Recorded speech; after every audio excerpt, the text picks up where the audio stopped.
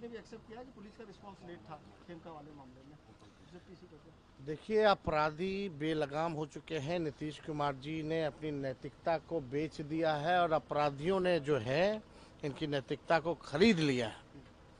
इसलिए सत्ता में बैठे लोग जो हैं, अब तक मुख्यमंत्री जी सामने आकर के एक शब्द भी बिहार में बढ़ते अपराध के बारे में आज तक एक शब्द नहीं कहा। अमित शाह जी और प्रधानमंत्री जी के दुलारे मुख्यमंत्री, चिराग जी के प्यारे हो गए मुख्यमंत्री, और इन सब लोगों ने जो है अपराध जिस प्रकार से बढ़ रहा है, कभी भी बिहार के अपराध को लेकर के ये लोग बयान नहीं देते कि मौजूदा 20 साल में इतना अपराध बढ़ा है, क्या हो रहा है। ये पूरी तरीके से बिहार में राक्षस राज आ गया है। आखिर क्या हो रहा है? एक घटना होती है थाना बगल में, 2 मिनट में पैदल चल के आ जाए, लेकिन 2 घंटे लेट आई खेमका जी का, और अब तक हत्यारे नहीं पकड़े। हमारे गोली चली, क्या हुआ? एक खेमका जी के यहाँ उनके घर के बाहर उन्हीं की हत्या कर दी गई। अभी जो है नालंदा में ट्रिपल मर्डर हो गया, डबल मर्डर हो गया, सिवान में ट्रिपल मर्डर हो गया। आपका डीएवी स्कूल के बाहर सगुना मोड़ के जस्ट चंद दूरी पर जो है गोली मार दिया जाता है। मुख्यमंत्री आवास के बाहर कभी गोली चल रहा है, कभी आपका विश्वेश्वरैया भवन के सामने गोली चल रही है, और अपराधी जो है नहीं पकड़े जा रहे। आप समझिए क्या स्थिति बनी हुई है, जेलों की क्या स्थिति बनी है। अगर जेल में भी छापा मारा जा रहा है तो जेल किसके अंतर्गत है? ये पूरी तरीके से भयावह स्थिति जो है उत्पन्न हो चुकी है पूरे बिहार में। यहाँ इसी राज्य में मुख्यमंत्री जो है कहते हैं कि भैया लाइसेंस ले लो, अब हमारे भरोसे मत रहो। तो आप समझिए क्या स्थिति बनी है बिहार में। ये बिहार का दुर्भाग्य है कि जब जब भाजपा सत्ता में आती है, नीतीश कुमार जी सत्ता में रहते हैं, तब तब जो है अपराधियों को जेल से बाहर निकालने में नए नए कानून बनाए जाते हैं। पेरोल अपराधियों को दिया जाता है,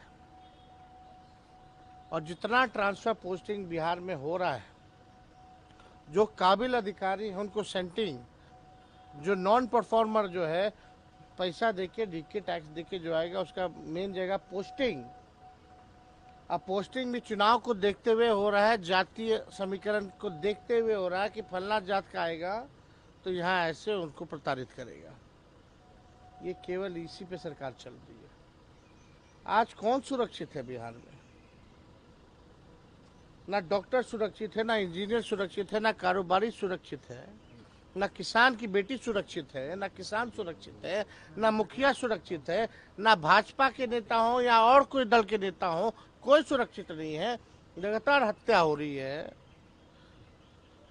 पुलिस खुद सुरक्षित नहीं है, पुलिस का एनकाउंटर हो रहा है। आखिर इस राज्य में सुरक्षित कौन है? भयावह स्थिति है। बिहार में जितने कारोबारी हैं उनको डर लग रहा है, बाहर निकलने से डर लग रहा है। कारोबार क्या चलाएंगे? अगर कारोबारियों को ये सुरक्षित नहीं रख सकते तो ऐसी निकम्मी सरकार नहीं चाहिए बिहार को। कारोबारी रहेंगे तब तो इंडस्ट्री आएगा, बाहर से कौन आएगा? बिहार वाले को ही ये सरकार जो है अपराधियों को संरक्षण दी हुई है, बिहार के कारोबारियों को गोली से भूना जा रहा है।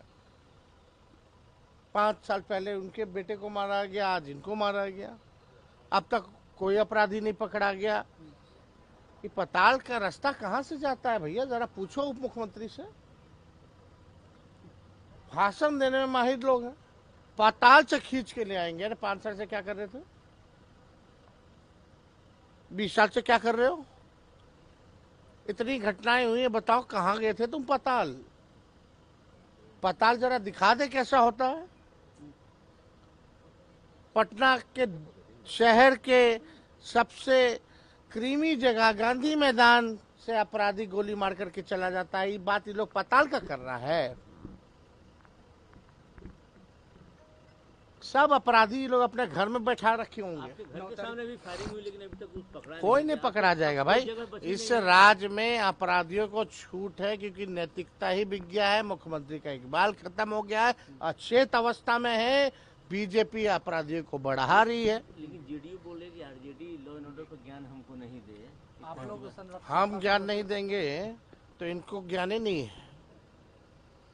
इनके मुख्यमंत्री को ज्ञान नहीं होगा कि यह मर्डर हुआ है। अगर हम नहीं बोलेंगे तो ये लोग चू तक नहीं करेंगे। तो चिराग पासवान जिस तरीके से लगातार 243 लॉ एंड ऑर्डर पर आईना दिखा रहे हैं सरकार को, क्या है आखिर उनका क्या मंशा है उनकी? अब चिराग पासवान जी क्या करना चाहते हैं क्या नहीं करना चाहते ये तो खुद ही बताएंगे। अनुमान भी रहे हैं। अब वो उनका मांझी जी का लड़ाई सॉर्ट आउट हुआ कि नहीं वो हमको नहीं पता। सीट वाला सॉर्ट आउट हुआ कि नहीं पता। बिहार से चुनाव लड़ेंगे कि नहीं लड़ेंगे ये हमको नहीं पता। किसके हनुमान हैं किसके क्या हैं ये भी हमको नहीं पता। चिराग पासवान जी के पास एक बात तो तय है कि कोई आइडियोलॉजी है ही नहीं। बढ़ रहा है अपराध पे कमेंट करेंगे लेकिन सरकार का समर्थन करेंगे। जो लोग संविधान को खत्म करेगा, आरक्षण को खत्म करेगा, बाबा साहब को गाली देगा उसके साथ खड़े रहेंगे। इनको अपने से मतलब है। इन लोगों को सत्ता में बैठे लोग बस अपने आप से मतलब है। बिहार बिहारियों से कोई मतलब नहीं है। ये इनका तीसरा टर्म है एमपी को। बताओ एक काम जो चिराग पासवान जी ने जमुई की लगकर किया हो तो, या केंद्र मंत्री रहते हुए 1 साल से ज्यादा हो गया, एक काम बिहार के लिए किए हो तो। काम करना नहीं है, बकवास ज्यादा करना है। सब तो एक्टर सब है ना वहाँ। एक्टिंग करने में क्या दिक्कत है किसी को? करे लोग एक्टिंग। 9 तारीख को सर चक्का जाम 9 तारीख को देखिए राहुल गांधी जी और हम दोनों मिल करके जो है चक्का जाम हम लोग करेंगे। जिस प्रकार से बिहार के गरीबों का अधिकार मत छीनने का प्रयास किया जा रहा है। पहले ये लोग गरीबों का सरकार में बैठे नीतीश जी मोदी जी मत का अधिकार छीनेंगे, वोटर लिस्ट से नाम हटवाएंगे, फिर स्वाभाविक रूप से पेंशन भी खत्म हो जाएगा उनका और राशन भी खत्म हो जाएगा।